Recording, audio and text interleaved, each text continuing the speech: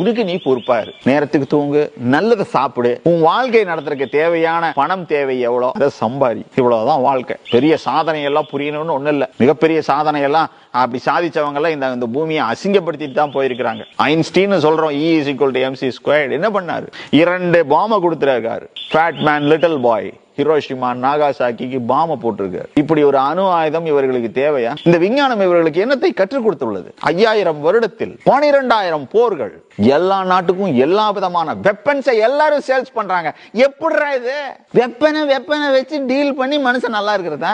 சாத்தியம் இல்லாது. அதனால ஒரு காமன் மேன் லைஃப், உனக்கு நீ நல்லவனாக வாழ வேண்டும் என்றால் உன் மனதிற்கு கஷ்டமானதை நீ செய்யாதே, நீ மற்றவர்களுக்கும் செய்யாதே. Very simple. உன்னால சமுதாயத்துக்கு ஏதாவது நல்லது செய்ய முடியும், யாருக்காவது உதவி செய்ய முடியும் என்றால் அதை செய். இவ்வளவுதான். உனக்கும் உதவி செய்து கொள், மற்றவருக்கும் உதவி செய். 9/11 அட்டாக்ஸ் முடிஞ்ச அப்புறம் வேர்ல்ட் ட்ரேட் சென்டர்ல ஆபீஸ் வச்சிருந்த ஒரு கம்பெனி அவங்க எம்ப்ளாயீஸ் அன்னைக்கு வராதவங்கள ஒரு இன்டர்வியூ எடுத்தாங்க. அன்னைக்கு அவங்க லீவ் எடுத்ததுனால தான் உயிர் தப்பிச்சாங்க. பட் எந்த காரணத்துக்காக லீவ் எடுத்தாங்க அப்படின்னு கேட்டாங்க. அந்த கம்பெனியோட டைரக்டரோட சின்ன பையன் அன்னைக்கு ஸ்கூலுக்கு போக மாட்டேன்னு அழுததுனால அவரு லீவ் எடுத்துட்டு அந்த குழந்தைய ஸ்கூலுக்கு கூட்டிட்டு போயிருக்காரு. அதனால அவர் உயிர் தப்பிச்சார். இன்னொருத்தவங்களுக்கு கரெக்டா அன்னைக்கு டாக்ஸி கிடைக்கல. இன்னொருத்தவங்க என்னடானா அன்னைக்குன்னு பார்த்து பஸ் மிஸ் பண்ணிருக்காங்க. ஒரு யங்ஸ்டர் அவரோட ஆபீஸ் நோக்கி நடந்து வந்துகிட்டே இருக்கும்போது அன்னைக்குன்னு பார்த்து ஒரு புது ஷூ போட்டுட்டு இருந்திருக்காரு. அந்த ஷூ அவர் காலை கடிக்கவே பக்கத்துல இருக்கிற ஒரு பார்மசியில நின்னு பேண்டேட் வாங்கி போட்டுட்டு இருந்தாரு. லைஃப்ல மெனி டைம்ஸ் நான் நினைச்ச வேலை நான் நினைச்ச டைம்ல நடக்கல, ஏதோ ஒரு தடை வருது அப்படின்னா இந்த கதையை நான் எப்பவுமே ஞாபகம் வச்சுப்பேங்க. When you believe that you're always at the right place at the perfect time, நிச்சயமா ஒரு விஷயம் டிலே ஆச்சு அப்படின்னாலும் it is always for your best. Think about it. ஒரு ஒட்டக வியாபாரி ஒரு நண்பருக்கு தன்னுடைய ஒட்டகத்தை விற்கிறாரு.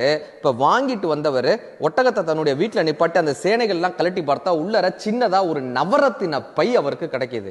எல்லா நண்பர்களும் சொல்றாங்க, இது இறைவன் உனக்கு கொடுத்த பரிசுப்பா, உன் வாழ்க்கையை முன்னேற்றதுக்காக இறைவனா பார்த்து கொடுத்திருக்காரு, நீ ஒட்டகம் வாங்கும் போதே அவருக்கு காசு கொடுத்துட்ட, அதனால இந்த நவரத்தின பை உனக்கு தான் சொந்தம்ன்றாங்க. ஆனா இவர் கேட்கவே இல்லை.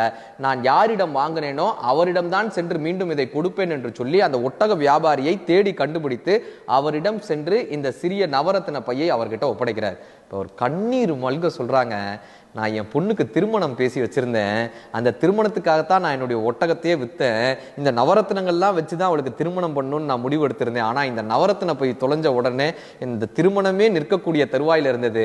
நீங்கள் அல்லாவை போல் வந்து இந்த திருமணத்தை காப்பாற்றினீர்கள், நீங்கள் எனக்கு இறைவன், நான் உங்களுக்கு ஏதாவது செய்யணும்னு ஆசைப்படுறேன், என்ன பண்ணணும்னு. இப்ப இந்த நவரத்தின பைய திரும்ப கொடுத்தவர் சொல்றாரு, நான் உங்களிடம் கொடுப்பதற்கு முன்னாடியே அதுல 2 கற்களை நான் எடுத்துக்கொண்டேன்னு. இப்ப அவர் எண்ணி பார்த்துட்டு சொல்றாரு, எல்லா கற்களும் சரியா தானே இருக்கு, 2 கற்களை எடுத்துக்கிட்டேன்னு சொல்றீங்களே, 2 கற்களும் சரியா இருக்கேன். இல்ல, அந்த 2 கற்கள் என்ன தெரியுமா? எனது நேர்மை, எனது சுயமரியாதை என்கிற 2 கற்களை எடுத்துக்கொண்டுதான் நான் உங்களிடம் கொடுத்தேன். அது நீங்கள் வைத்திருக்கிற நவரத்தினங்களை விட அதிகமான விலை மதிப்பு உள்ளதுன்னு இவர் சொன்னாராங்க. நேர்மையாக இருப்பது முக்கியமல்ல, சந்தர்ப்பம் கிடைத்தும் தவறு செய்யாமல் எவன் ஒருவன் நேர்மையாக இருக்கிறானோ அவன் தான் நேர்மையானவன்.